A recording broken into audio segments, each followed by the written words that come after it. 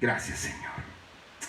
Gracias una vez más por estar en esta mañana acá exaltando, glorificando el nombre de nuestro Señor Jesucristo. Esta hora quiero que juntos aprendamos a lo que yo he titulado en esta mañana la bienaventuranza sobre la misericordia de Dios. La iglesia va a tener muchos desafíos de aquí en adelante. Ser iglesia tiene que cambiar. El concepto que hemos tenido de ser iglesia, por lo cual se ha manejado por los últimos 21 siglos, es un concepto que lastimosamente nos ha llevado a actuar al igual, a lo mismo de siempre. Pero ¿qué va a cambiar hoy? ¿Qué es lo nuevo que esta pandemia nos está dejando? Estas próximas 4 bienaventuranzas que vamos a estar aprendiendo tiene que ver con la acción que tú y yo debemos de hacer. Cuando iniciamos la serie del reino, vimos en Mateo el contexto político, religioso y social, que no es muy diferente a lo que estamos viviendo hoy. Es muy similar, es muy parecido. Ese contexto que envuelve hoy a nuestra sociedad salvadoreña es el mismo de siempre. Pero al parecer, si no tenemos cuidado, y este es el desafío de nosotros como iglesia, es que si no tenemos cuidado, volveremos a lo mismo de siempre como iglesia. Y ese es el desafío de esta obra que Dios ha encomendado en nuestras manos. Todos los que somos parte del staff tenemos por delante un desafío. Y ese desafío nos ha llevado a estudiar el reino de Dios. Porque a través de los años hemos construido el reino de los hombres. El reino de los sueños de muchos hombres. Pero ¿qué tanto es ese reino al reino de Dios? Son los nuevos desafíos y los nuevos paradigmas que nos vamos a tener que enfrentar de lo que es ser iglesia. Porque ser iglesia debe de llevarnos a recordar el propósito del por qué somos cristianos. Somos cristianos porque hemos creído en Cristo Jesús. Y cuando vamos a la vida de Cristo Jesús y vemos su vida pública y vemos su ministerio desarrollado aquí en la tierra, le hago la pregunta a usted que me oye: ¿cuánto te pareces tú a Cristo? El día de ayer estábamos reunidos con el equipo de trabajo, donde somos parte de ese staff. Yo les decía, ¿cuánto nos parecemos a Cristo?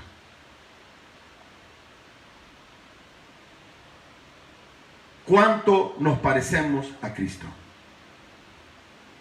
Las primeras 4 bienaventuranzas que ya vimos, explicábamos sermones anteriores que usted puede revisarlos en nuestra página, aquí en Facebook, y también puede ir a YouTube y ver los sermones.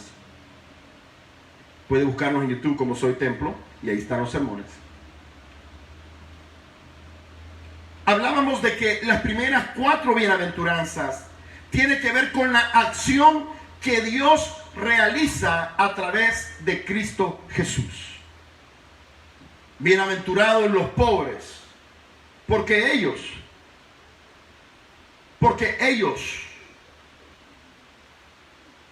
y eso es bien importante recordar, porque ellos recibirán el reino de Dios. Y explicábamos quiénes eran los pobres. Luego otro domingo hablamos de bienaventurados los que lloran, porque ellos serán consolados. Bienaventurados los mansos, porque ellos recibirán la tierra por heredad. Y explicamos cada una de esas bienaventuranzas. Y hablamos cómo Dios está a favor ¿de quién? Y explicamos que estaba a favor del menesteroso, del pobre, de la viuda, del huérfano, del paralítico, del lunático, de los marginados, de los excluidos. Y a ellos Dios comienza a realizar una acción a través de Jesús. Pero cuando llegamos a la bienaventuranza del verso 7, bienaventurados los misericordiosos, la trama cambia. Porque ahora la acción no solamente va a ser llevada a cabo por Dios, sino que ahora se convierte en una invitación para que todos aquellos que quieran tomar la cruz y seguir a Jesús contra las estructuras del imperio, contra las estructuras de la religión, contra las estructuras del cual en el contexto de Matiano nos enseña que Jesús comienza a luchar y a pelear no con espadas, no con armas físicas, sino con acciones que demuestran el reino de Dios. Acciones que la iglesia debe de replantarse hoy. Acciones que nosotros como líderes tenemos que replantearnos hoy. Acciones que usted que me escucha, tú como creyente, debes de replantearte hoy y de hacerte esa pregunta: ¿qué es ser cristiano? ¿Qué es ser iglesia? Porque de lo contrario regresaremos a lo mismo de siempre. Toca al que está a la par suya y dígale: yo no quiero regresar a lo mismo de siempre. Yo no quiero regresar a lo mismo de siempre. Pero no regresar a lo mismo de siempre implica comenzar a buscar diligentemente lo que Dios quiere hacer. Y es aquí, en Mateo capítulo 5, en el verso 7, Mateo capítulo 5, verso 7,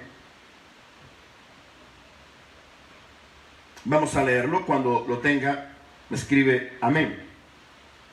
Mateo capítulo 5, verso 7. Dice así: bienaventurados los misericordiosos, porque ellos alcanzarán misericordia. Vamos a orar. Señor, en esta mañana te agradezco el enorme privilegio que tú nos das de poder entrar ante tu presencia, cantarte, exaltarte, glorificarte, decirte que cambie nuestra tristeza por alabanza, decirte, Señor, que te pertenezco. Señor, te agradezco porque mi vida te pertenece. De poderte decir: ven a este lugar, habita en mi vida, transfórmame, cámbiame, moldéame para parecerme más a Cristo. Y ahora, Señor, aprender principios fundamentales que debemos de retomar para no caer en la estructura de lo mismo de siempre. Ayúdanos en Cristo Jesús. Amén. Lo que definió la vida ministerial de Jesús no fue su amor a la iglesia o a la estructura. Voy a repetir eso. Lo que definió la vida ministerial de Jesús no fue su amor a la estructura, a la iglesia, sino que lo que definió la vida ministerial de Jesús fue su amor, su compasión, su misericordia, su bondad, su gracia, su fidelidad y dedicación hacia los más vulnerables. Voy a repetir lo que dije.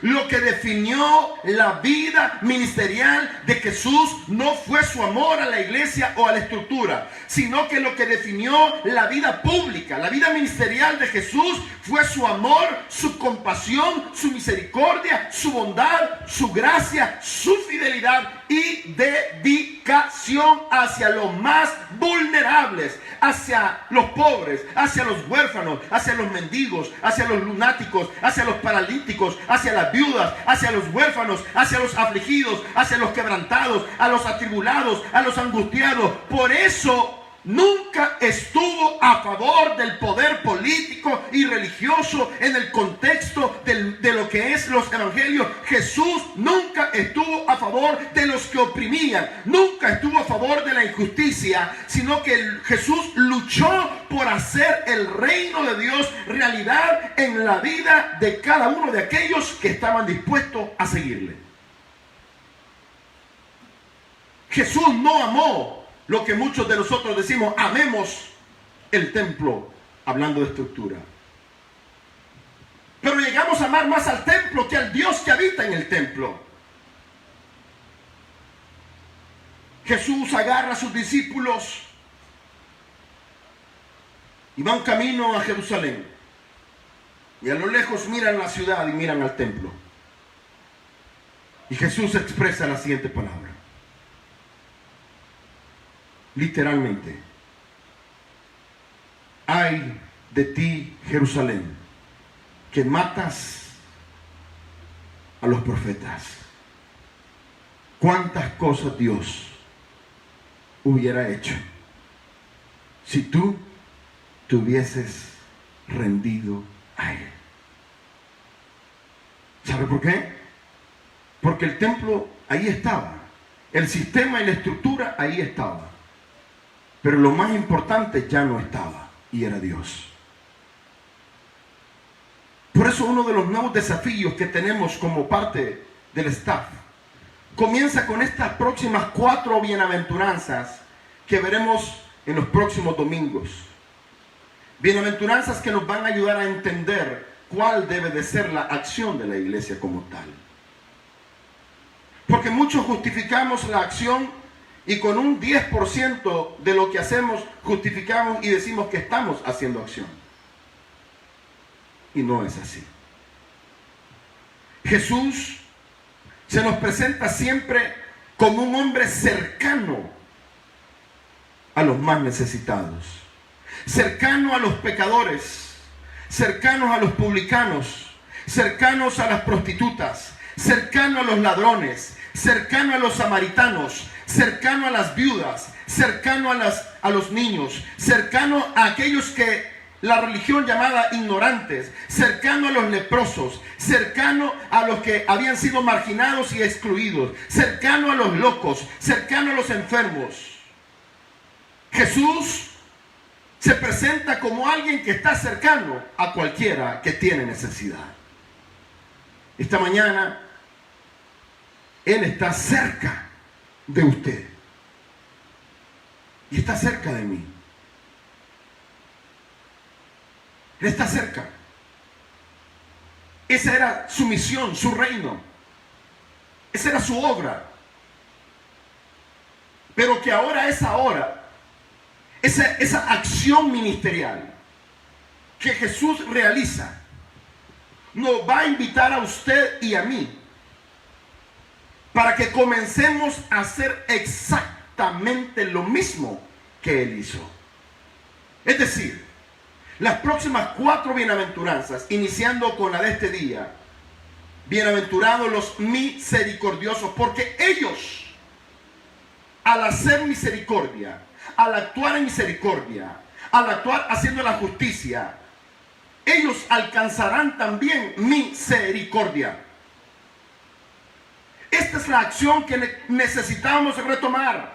Porque así como Jesús estuvo cerca a los pobres, así como Jesús estuvo cerca a los pecadores, así como Jesús estuvo cerca de los publicanos, cerca de las prostitutas, cerca de los ladrones, cerca de los samaritanos, cerca de las viudas, cerca de los niños, cerca de los ignorantes, cerca de los leprosos, cerca de los que habían sido marginados, cerca de los locos, cerca de los enfermos, es decir, todos los sectores desprestigiados y abandonados por los estratos sociales, políticos y religiosos, son los cuales Jesús estuvo cerca para devolverle la dignidad, para devolverle el valor que tiene cada uno de nosotros como seres humanos ante los ojos de Dios, y nunca para desecharlo, nunca para aprovecharse de ellos, nunca para exigirle nada material. Sin embargo, ellos tuvieron que aprender a hacer el principio que rige esta quinta bienaventuranza. Es tiempo de comenzar a actuar con misericordia. Hágame un favor, toque el que está a la par suya, ahí en casa, y dile: es tiempo de hacer misericordia. Es tiempo de actuar con misericordia. Es tiempo de hacerlo. Y voy a explicar, y quizás me tome más de un domingo poder explicar esta parábola. Pero mi deseo es que usted aprenda. Mi deseo es que cuando regresemos no volvamos a la rutina de siempre, sino que estos principios comiencen a tomar una realidad en el reino de Dios en nuestras vidas. Para que de la misma manera que Jesús operó, actuó, accionó su praxis, de la misma manera usted y yo podamos comenzar a actuar haciendo misericordia. Por eso, si hay algo que le pido yo a Dios, es que nuestra iglesia se mueva y actúe con misericordia, porque esa es la voluntad de Dios. Que podamos accionar, que podamos comenzar a actuar. El término misericordia se remonta o nos remonta al Antiguo Testamento. Es una palabra que proviene de un término que se llama Gesed. ¿Puede repetir Gesed? Y la palabra Gesed es una de las palabras más importantes en todo el Antiguo Testamento y en todo el Nuevo Testamento, es decir, en toda la Biblia. Y si esa palabra es importante en toda la Biblia, esa palabra tiene que ser importante para usted y para mí. La palabra Gesed tiene una doble connotación. Gesed significa justicia, lealtad, misericordia. Pero eso tiene una doble connotación. La primera de ellas es un aspecto jurídico, tiene que ver con las leyes. Es decir, que cuando actuamos con misericordia, cuando actuamos con justicia, cuando actuamos con lealtad, estamos cumpliendo con la ley. Pero también ese término de misericordia tiene una segunda connotación, y es que debemos de hacer todo por amor, dijo el apóstol Pablo, a Dios. Y eso tiene que ver con afecto, amar a Dios. Al parecer hemos aprendido muchas veces a amar la estructura, amar al hombre, amar la rutina, la tradición. Y nos incomoda cambiar la rutina y la tradición, porque no encaja. Jesús no encajó en la rutina y en la tradición. Él no reprodució lo mismo que ya estaba. Él hizo algo nuevo. Él creó. Y ese es el desafío que tú y yo debemos de hacer, para no caer en solo lo jurídico, de hacerlo porque se me obliga a hacerlo, sino de comenzar a hacer las cosas porque en realidad amo a Dios, porque en realidad Dios habita en mí, porque en realidad Dios quiere que yo sea una réplica exacta de lo que es Jesús. Pablo dijo: sed imitadores de mí como yo lo soy de Cristo. Porque la meta de cada creyente, la meta de cada iglesia, no es parecernos más a los hombres terrenales, no es parecernos más a los pastores, sino que la meta de cada creyente es parecernos más a Cristo, actuando como Cristo actuó, viviendo como Cristo vivió, acercándonos más como Él se acercó, no a las clases altas, sino a las clases más vulnerables y necesitadas, actuando en base al primer principio que hoy como iglesia vamos a comenzar, y no que lo hayamos hecho, siempre lo hemos hecho.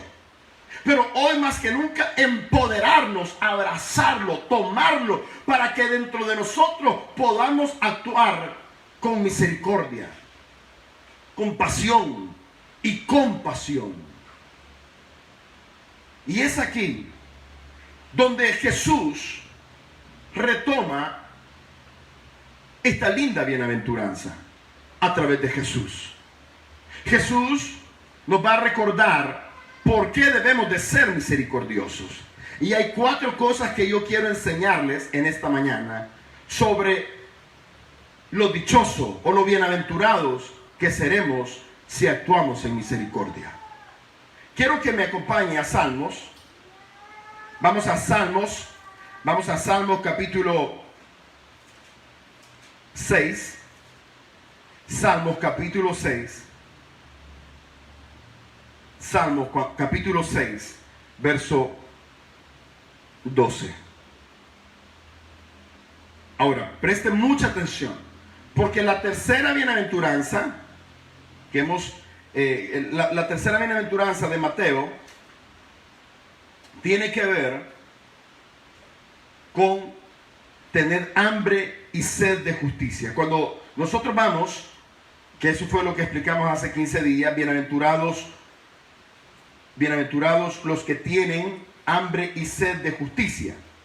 Y para que entienda cómo va como un eslabón encadenando cada una de ellas, esta quinta bienaventuranza de esta segunda sección que estamos predicando, la misericordia va amarrada con la justicia de Dios.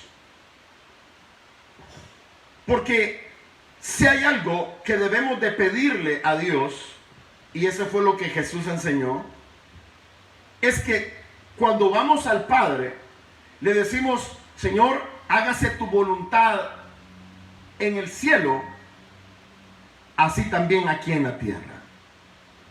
No le pedimos a Él que se haga nuestra voluntad, sino le pedimos que se haga la voluntad del reino en el cielo y aquí también en la tierra. Y cuando le pedimos a Dios esa voluntad, estamos clamando por justicia. Y esa justicia se va a manifestar como misericordia. Ahora quiero que miremos cómo es la misericordia en Dios.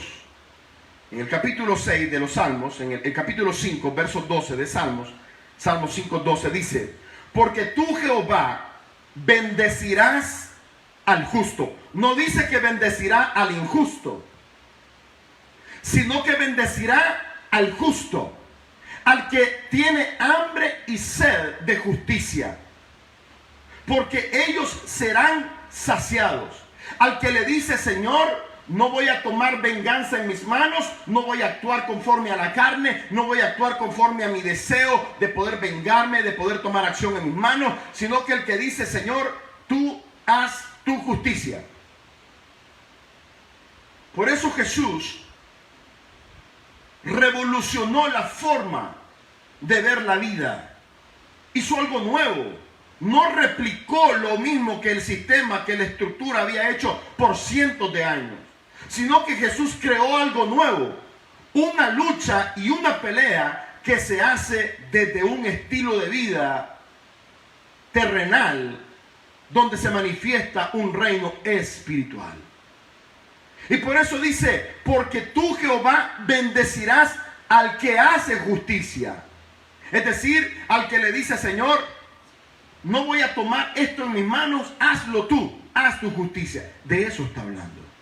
Y luego dice, como con un escudo lo rodearás de tu favor. Ahí está la bendición de poder dejarle a Dios que haga su justicia. Es decir, que es lo más adelante nos va a enseñar esa misericordia, que aunque el mundo nos pague mal, que aunque los gobiernos nos traten mal, que aunque la situación que apremia a este país de los sistemas de poder injustos que oprimen, que exprimen tanto la religión como lo es la parte política y los estratos sociales altos de poder que exprimen al más vulnerable, ante ello Jesús dice: tranquilo, porque yo también haré justicia. Pero mientras tú confías en mi justicia, mientras tú clamas y tienes sed para que se haga mi voluntad, para que se haga mi reino en la tierra, yo pondré un escudo alrededor de ti. Si hay alguien que nos protege en esta mañana, es Dios. Eres un escudo. Y luego dice en el verso 8 del capítulo 7 de Salmo, ahora vamos al capítulo 7, verso 8 de Salmos. Dice: Jehová juzgará a los pueblos. Capítulo 7, verso 8 de los Salmos. Jehová juzgará a los pueblos. Júzgame, oh Jehová, conforme a mi justicia y conforme a mi integridad. ¿Cómo es su justicia? ¿Es usted una persona íntegra? Es tiempo de no volver a lo mismo de siempre. Es tiempo de comenzar a cambiar nuestra religiosidad por una relación genuina con Dios. Y poderle decir: hey, aquí estoy. Examíname. ¿Cómo está Jim? ¿Cómo está su interior? ¿Cómo está usted? ¿Cómo está su vida? ¿Está alegre porque ya van a abrir la iglesia? Ya casi, y ahí vamos, y la alegría y el gozo. Pero ¿cómo está su vida espiritual? ¿Regresará a lo mismo de siempre? ¿O usted está dispuesto a cambiar? El salmista dice: examíname y mira mi justicia, cómo actúo. Y luego dice: fenezca ahora la maldad de los inicuos, mas establece tú al justo, porque el Dios justo prueba la mente y el corazón. ¿Sabe que esta pandemia lo que ha hecho es probar la mente? Yo estaba estudiando esto y definitivamente esto ha probado qué clase de cristianos somos. ¿Qué clase de cristiano es usted? Dice ahí: conforme a mi justicia y a mi integridad, júzgame. Y Dios lo que ha hecho es probar nuestra mente y nuestro corazón para ver qué es lo que hay dentro de usted y dentro de mí. ¿Qué es lo que hay dentro de usted y dentro de mí? ¿Qué es lo que usted tiene que yo no veo? ¿Qué es lo que yo tengo que usted no ve? Y Dios lo sabe. Porque son las cosas que debemos de cambiar. Y prueba la mente y el corazón. Pero es aquí donde una vez comenzamos a actuar en justicia, en el capítulo 9, en el verso 9 de los Salmos, quiero que lea verso 9, capítulo 9, en voz alta.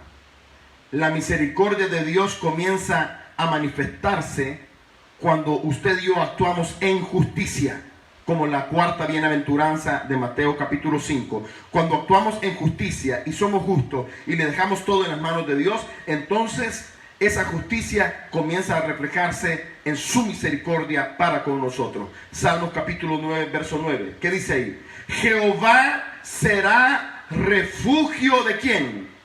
Del pobre. Refugio para el tiempo ¿de qué? De angustia. Hoy en esta mañana le recuerdo que Jehová es nuestro refugio, que Jehová es nuestro amparo, es nuestra fortaleza en medio de nuestras adversidades, en medio de nuestras necesidades. Él es el que nos ha sostenido. Es Él el que no ha permitido que lleguen muchas, pero muchas cosas quizás que ya deberíamos de estar muertos algunos de nosotros o afrontando peores desgracias, pero es Él el que se ha vuelto refugio, no de cualquiera, del pobre. ¿De cuál pobre? Del pobre de espíritu, que es la primer bienaventuranza que toma Jesús en Mateo capítulo 5. Bienaventurados los pobres de espíritu, es decir, los pobres que están acá, este es un salmo de David, son aquellos que están angustiados, que están afligidos, que están agobiados. ¿Cómo está su espíritu hoy? Pero él dice, bienaventurados los que en esta mañana comenzarán a actuar en misericordia, porque así como yo he sido refugio para ellos, también tú comenzarás a ser refugio para otros. Por eso, en el capítulo 9, en el verso 18, subraye este verso, por favor. Subraye este verso. Subrayelo y léalo conmigo ahí en casa. Capítulo 9 de Salmos, verso 18. Porque no para siempre será olvidado el menesteroso, ni la esperanza de los pobres perecerá perpetuamente, porque no para siempre será olvidado el menesteroso. En inglés me gusta como dice, en inglés dice never forget the needy, nunca te olvides de los pobres. Así dice el texto, porque no para siempre será olvidado el menesteroso, ni la esperanza de los pobres perecerá perpetuamente. Porque si hay alguien que está velando por el menesteroso, si hay alguien que está velando por el enfermo, si hay alguien que está velando por el afligido, si hay alguien que está velando por el que está en esta hora agobiado, si hay alguien que está velando por el que está atribulado, si hay alguien que está velando por el que se siente mal, ese es Dios, y Él llevará su misericordia realizada en su vida, en mi vida. Pero ¿cómo si yo a Dios no lo veo? Y es la trama que vamos a ir descubriendo. Pero ahí mismo, en el capítulo 10 de los Salmos, en el verso 14, ¿lo tiene? Capítulo 10, verso 14, dice así: tú lo has visto, porque miras el trabajo y la vejación para dar la recompensa con tu mano. A ti se acoge el desvalido, y tú eres el amparo del huérfano. No solamente del menesteroso, no solamente del pobre, sino también del desvalido. Él se vuelve el amparo del huérfano. Dios trae misericordia para todos aquellos que están agobiados. En el verso 17 del capítulo 10 de Salmos dice: el deseo de los humildes oíste, oh Jehová. ¿De cuáles humildes? Bienaventurados los mansos y humildes. ¿Y qué dijimos de ellos? Son los que no van a pagar mal por mal. Son los que no van a ir y actuar haciendo su propia justicia. El manso y humilde es como el Jesús. Padre, perdónalos porque no saben lo que hacen. Porque pudiendo mandar a llamar a millares de ángeles, no lo hizo. Porque su misericordia era para con su pueblo, no pagando mal por mal. Por eso esto es como una cadena, es un eslabón. Cada bienaventuranza, las primeras 4 tienen que ver con la acción de Dios, pero estas otras 4 tienen que ver en cómo usted va a accionar. Y dice: el deseo de los humildes oíste, Jehová, tú dispones su corazón y estás atento a su oído para juzgar al huérfano y al oprimido, a fin de que no vuelva más a hacer violencia el hombre en la tierra. Dios va a juzgar a todos los que oprimen. Dios va a juzgar a todos aquellos que están en esta mañana esperanzados a reabrir y a abrir los negocios. ¿Para qué? Para seguir oprimiendo. Porque si hay algo que caracteriza los gobiernos terrenales es la corrupción. Si hay algo que caracteriza a estos países latinoamericanos es la corrupción, donde nos oprimen Pero Dios juzgará la causa y a cada uno pagará mal por mal. Pero usted tranquilo, porque Dios está atento a su oído y a su clamor y Él juzgará su causa. Él está pendiente de usted. En el capítulo 12 del Salmo, en el verso 5, Salmo 12:5, dice: por la opresión de los pobres. ¿Quién oprime? ¿Quién oprime? Cualquier institución política, religiosa o del estrato que oprime está en contra de la voluntad de Dios. Por la opresión de los pobres, por el gemido de los menesterosos, ahora me levantaré, dice Jehová. Oh, dele gracias a Dios. Dios se levantará en medio de la opresión. Dios se levantará en medio de la aflicción. Dios se levantará en medio de su enfermedad. Dios se levantará en medio de lo que estemos pasando. Dice: ahora me levantaré, dice Jehová, y pondré en salvo al que por ello suspira. Él pondrá a salvo su vida. Pero así actúa Dios. Pero aquí viene el desafío. Dile que está a la par suya: tenemos que ser misericordiosos, dígale. Tenemos que ser misericordiosos. Porque ahorita acabamos de ver cómo Dios actúa a favor del pobre. Pero ahora debemos de replicar usted y yo lo mismo. Y es aquí donde en primer lugar, en el Salmo 41, que es donde se origina la misericordia. Si usted va al Salmo 41, acompáñeme a Salmo 41 y cuando lo tenga, me escribe un amén. Y dígale al que está a la par suya, dígale: tenés que ser misericordioso. Porque si no aprendemos estos principios y comenzamos a vivir bajo estos principios, volveremos a lo mismo de siempre. Vamos al Salmo 41, 1. ¿Qué dice ahí? Bienaventurado, ahí viene el desafío. Bienaventurado el que piensa en el pobre. En el día malo lo librará Jehová. Allí surge la bienaventuranza número 5, donde Jesús retoma del Antiguo Testamento el capítulo 41 de los Salmos. Ahí es donde Jesús retoma un principio importante que usted y yo debemos de ser si somos cristianos, si somos hijos de Dios, si queremos parecernos más a Cristo. Si hay algo que hoy debemos de comenzar a hacer, es que dice el texto: bienaventurado el que piensa en el pobre.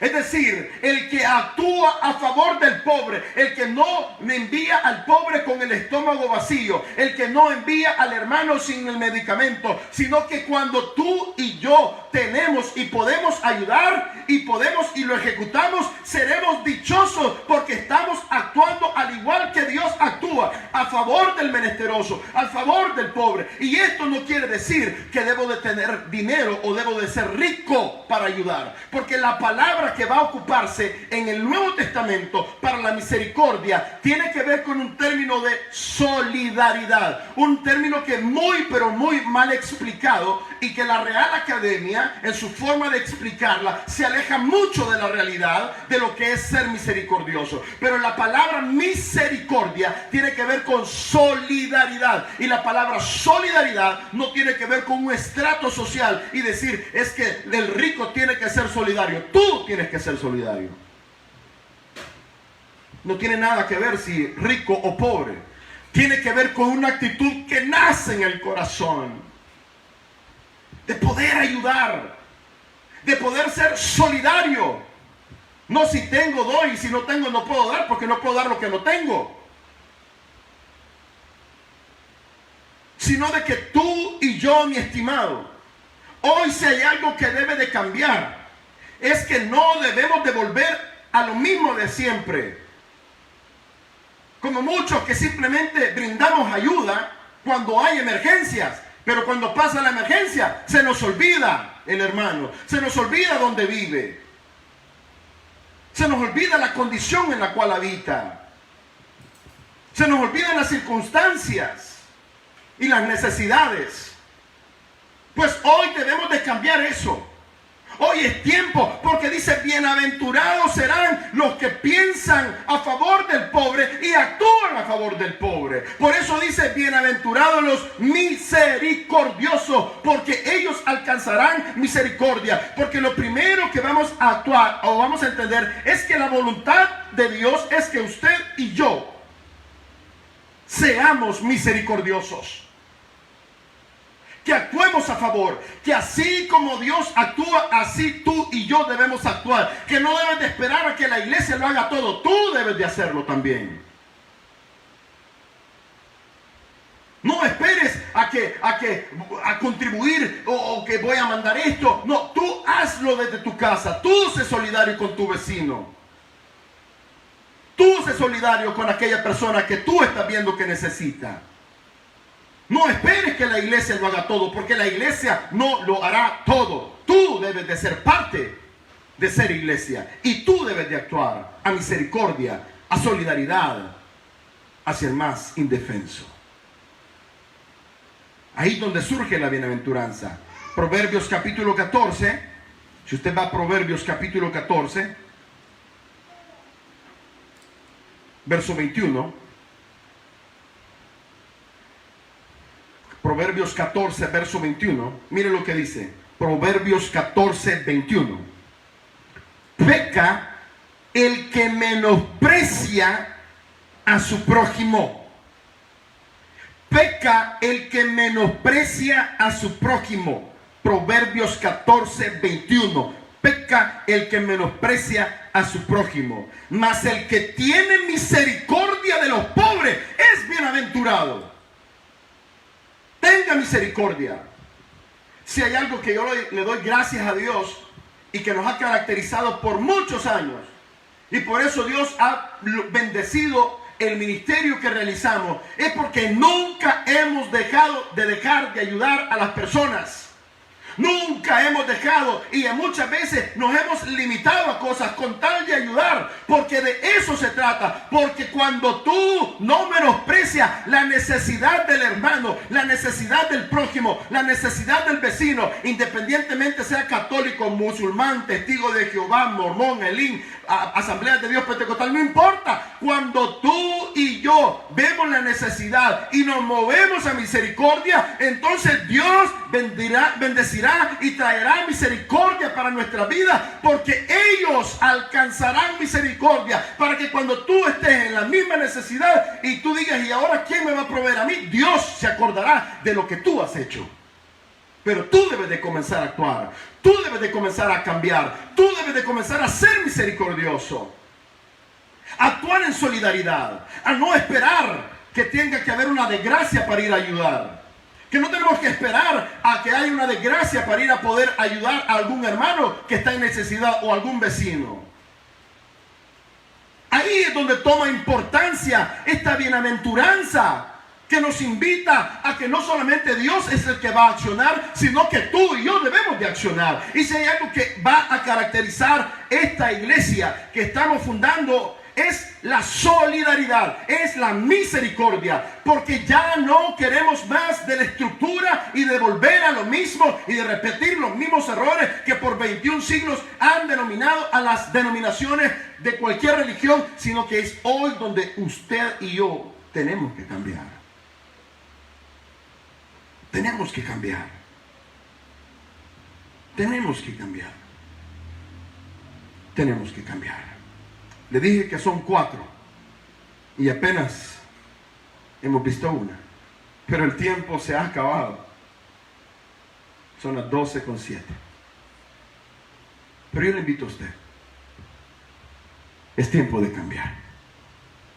Proverbios 14, 21. Peca el que menosprecia a su prójimo.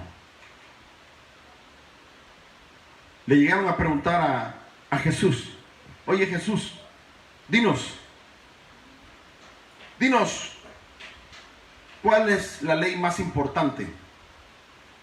Habían 613 leyes. 613 leyes. Y Dios, a través de Cristo Jesús, las resumió en 2. Y esas 2 provienen del decálogo de los 10 mandamientos. La primera de ellas usted la sabe muy bien. Ama a Dios con toda tu mente, con toda tu alma, con todas tus fuerzas. Ama a Dios. Y la segunda no está muy lejos de esa. La segunda es: ama con toda tu mente, con todas tus fuerzas, a tu prójimo como a ti mismo. Hermanos, es tiempo de cambiar. Usted no tiene que ser rico para ayudar. Usted no tiene que ser un gran poderoso para ser solidario. Usted necesita cambiar su corazón y moverse a misericordia. Porque si usted menosprecia teniendo para dar a su prójimo, Dios también lo va a menospreciar a usted cuando esté en necesidad. Pero si usted actúa misericordia, dice: mas el que tiene misericordia de los pobres es bienaventurado. Dios tendrá misericordia de usted. Es tiempo de cambiar. Ser iglesia no es irme a sentar, alabar y exaltarlo y volver a la rutina de lo mismo de siempre. ¿Para qué quieres 7 cultos a la semana si Cristo ya no está ahí? Es tiempo de comenzar a demostrar a Cristo desde nuestra vida, desde nuestro templo, porque templo y morada del Espíritu soy usted, soy yo.